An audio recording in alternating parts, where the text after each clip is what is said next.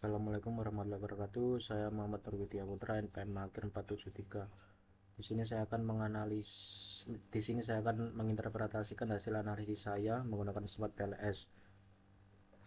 Yaitu di sini saya menggunakan judul pengaruh kompetensi dan pelatihan kerja terhadap kinerja karyawan serta dampaknya terhadap produktivitas kerja. Untuk uji hipotesisnya yang pertama di H1 yaitu kompetensi berpengaruh positif dan signifikan terhadap kinerja karyawan. Kemudian untuk H2-nya yaitu pelatihan kerja berpengaruh positif dan signifikan terhadap kinerja karyawan. H3-nya yaitu kompetensi berpengaruh positif dan signifikan terhadap produktivitas kerja. Untuk H4-nya yaitu pelatihan kerja berpengaruh positif dan signifikan terhadap produktivitas kerja. Dan yang terakhir yaitu H5, kinerja karyawan berpengaruh positif dan signifikan terhadap produktivitas kerja. Langsung saja kita masuk ke aplikasi Smart PLS-nya. Di sini ini data saya, langsung kita masukkan saja di sini. Ini saya sudah siapkan datanya. Nah, ini langsung kita masukkan ke sini. Nah, pencet. Lanjut untuk X2-nya, masukkan ke sini, pencet. Bentar ya. Kemudian Z1 masukkan sini.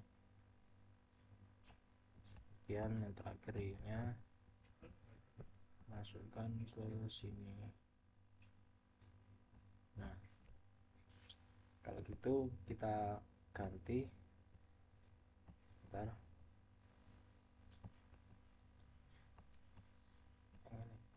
Nah, ini kita ganti untuk variabel x nya tadi.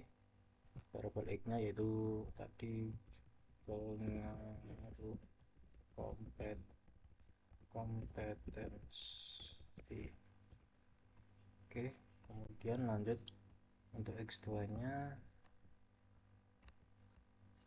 yaitu pelatihan kerja. Kemudian untuk variabel z nya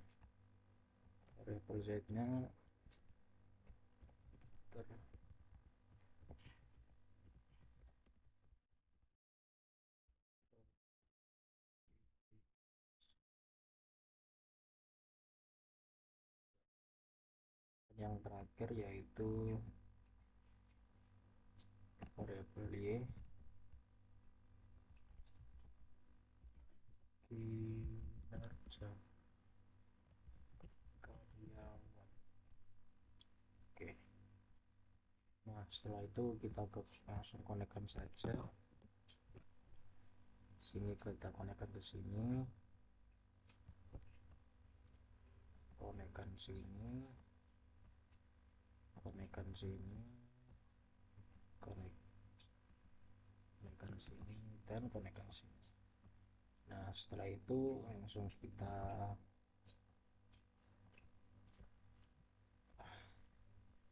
calculate ya.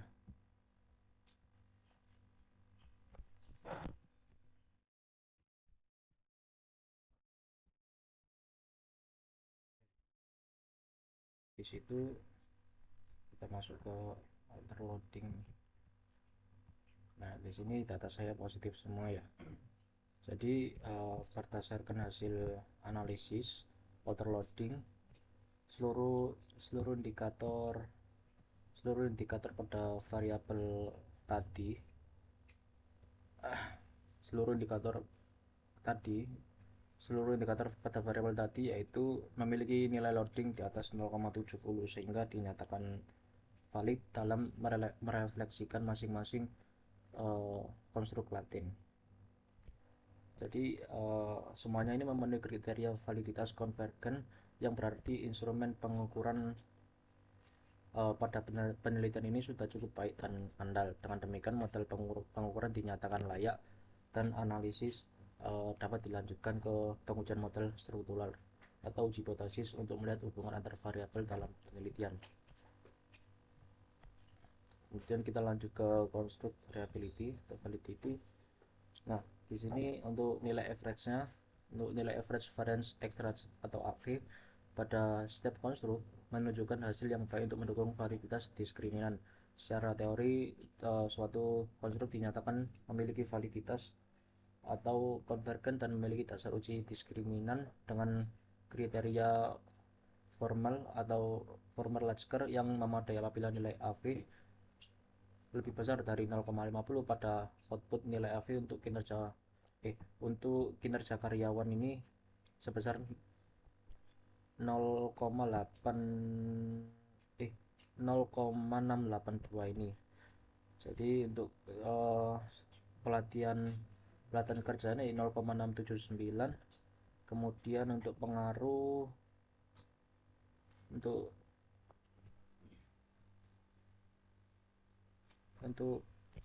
pengaruh kompetensi di sini yaitu 0,760 dan terhadap kinerja karyawan yaitu terhadap produktivitas yaitu 0,650.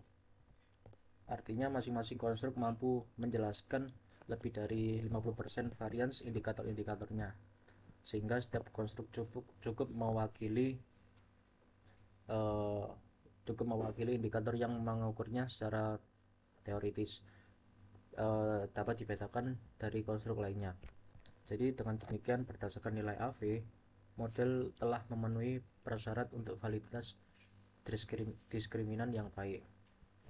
Kemudian kita lanjut ke diskriminan validity. Nah, ini berdasarkan output diskriminan validity kriteria Fornell-Lasker terlihat bahwa nilai akar kuadrat AV ditentukan pada angka diagonal untuk setiap konstruk lebih besar dibandingkan korelasi antar konstruk di baris atau kolom yang sama. Untuk konstruk di kinerja karyawan di sini yaitu memiliki 0,826 yang lebih tinggi dari korelasinya dengan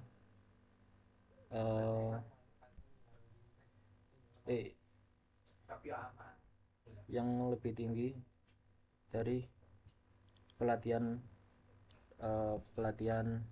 kerja. Jadi kondisi ini menunjukkan bahwa masing-masing konstruk lebih erat dengan indikatornya sendiri dibandingkan dengan konstruk lain, sehingga dapat disimpulkan bahwa validitas diskriminan dalam model telah terpenuhi dan setiap variabel lain benar-benar merepresentasikan konsep yang berbeda satu sama lain. Kemudian kita lanjut ke konstruk reliability dan validity. Nah, nilai Cronbach's alpha pada output menunjukkan bahwa seluruh konstruk dalam penelitian ini memiliki reliabilitas yang baik. Untuk variabel kinerja karyawan di sini memiliki nilai Cronbach alpha sebesar 0,843. Untuk pelatihan kerja yaitu 0,841, kemudian untuk pengaruh kompetensi yaitu 0,893 dan terhadap produktivitas sebesar 0,821. Karena semua nilai tersebut berada di atas batas minimum atau 0,70, maka dapat disimpulkan bahwa item-item pernyataan pada masing-masing variabel adalah konsisten secara internal dalam mengukur konstruk yang sama. Dengan kata lain, instrumen kuesioner yang digunakan pada penelitian ini reliable dan layak digunakan untuk analisis lebih lanjut. Nah, kemudian untuk ini lanjut kita ke model PLS ya. Model PLS-nya di sini untuk secara struktural atau inner model untuk variabel pengaruh kompetensi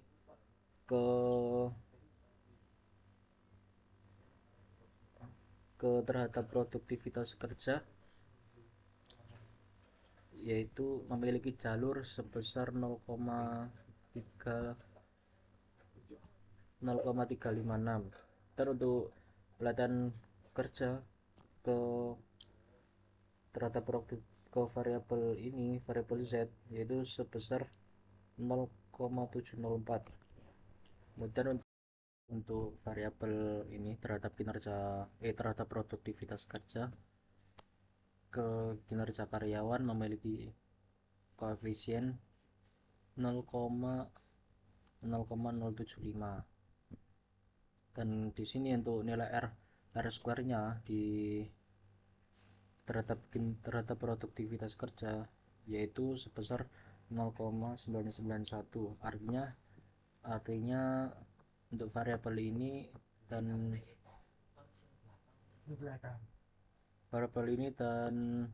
pelatihan kerja untuk variabel X2 nya bersama-sama menjelaskan 99,1% variabel terhadap produktivitas kerja. Kemudian untuk nilai R square nya nilai R square nya dari kinerja karyawan yaitu sebesar 0,953. Artinya pelatihan kerja menjelaskan 95,3% variabel kinerja karyawan. Ini termasuk kategori sedang kuat.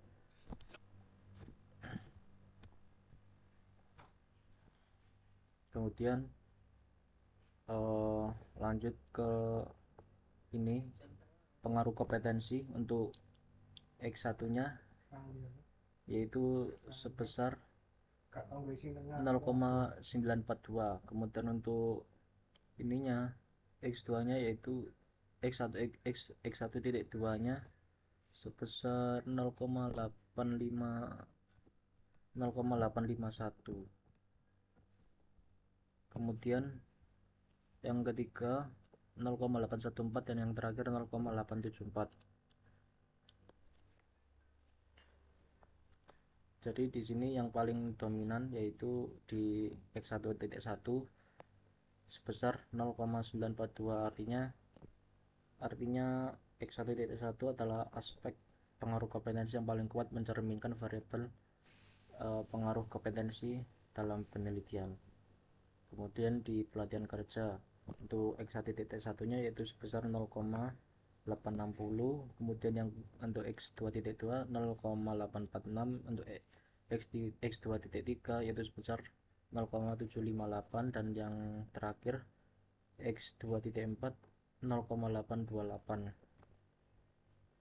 Yaitu indikator paling dominan yaitu di X2.1 itu sebesar 0,860. Ini menunjukkan bahwa 1.1 menjadi indikator utama yang menjelaskan konstruk pelatihan kerja. Kemudian di terhadap produktivitas kerja itu Z1 nya yaitu di sini 0,847. Kemudian yang keduanya yaitu 0,794, yang ketiga 0,801, dan yang terakhir 0,783. Untuk indikator yang paling dominan di sini yaitu di Z1 ya, yaitu 0,847. Berarti ini indikator yang paling merepresentasikan variabel Z-nya. Kemudian di yang terakhir kinerja karyawan yaitu di sini untuk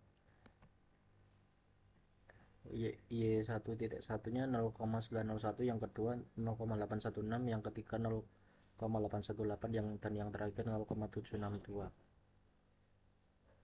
Jadi indikator yang paling dominan di sini yaitu yang pertama tadi yaitu 0,901. Ini jadi menjadi aspek yang paling kuat menggambarkan kinerja karyawan. Secara keseluruhan model PLS ini menunjukkan bahwa konstruk diukur dengan indikator yang kuat atau loading tinggi, dan secara struktural efisiensi berperan paling dan secara struktural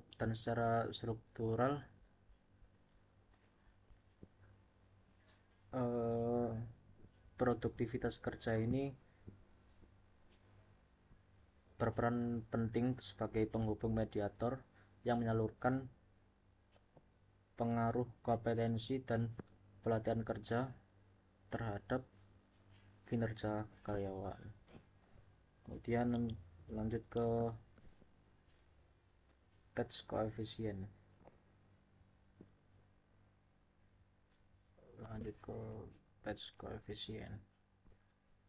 Itu kita calculate lagi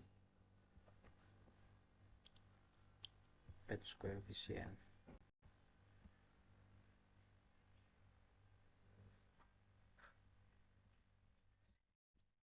Nah, dari tabel batch coefficient dapat dijelaskan sebagai berikut, yaitu koefisiennya sama dengan 0,05. Di sini untuk pelatihan kerja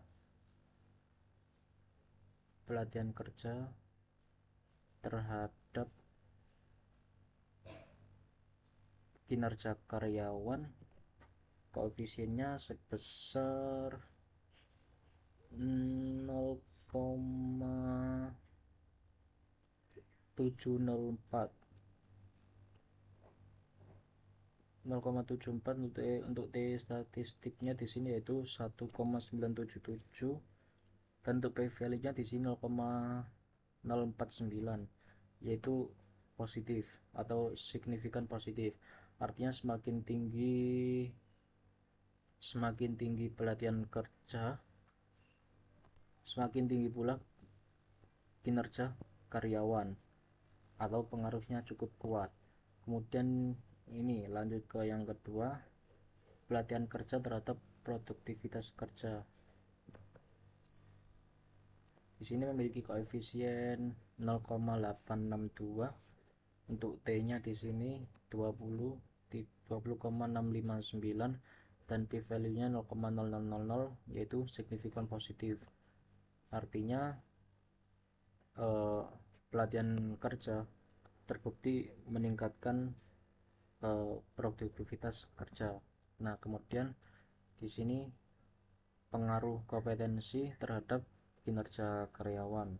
Di sini memiliki koefisien 0,356, untuk T statistiknya yaitu 3,658, dan P value-nya 0,000. Jadi signifikan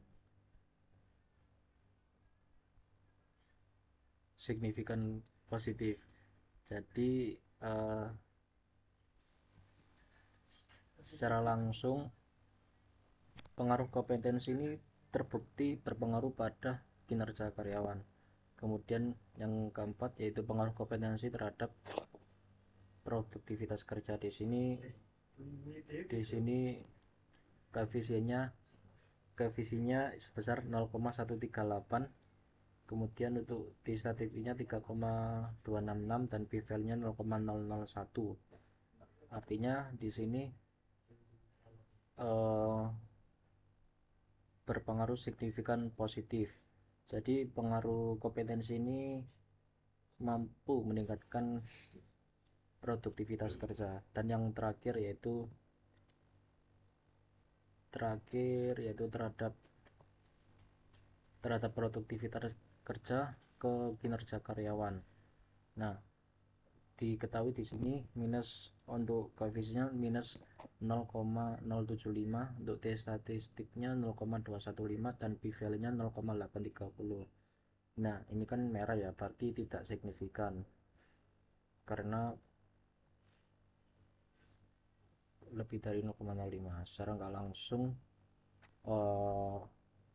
produktivitas kerja ini belum terbukti berpengaruh pada kinerja karyawan. Kemudian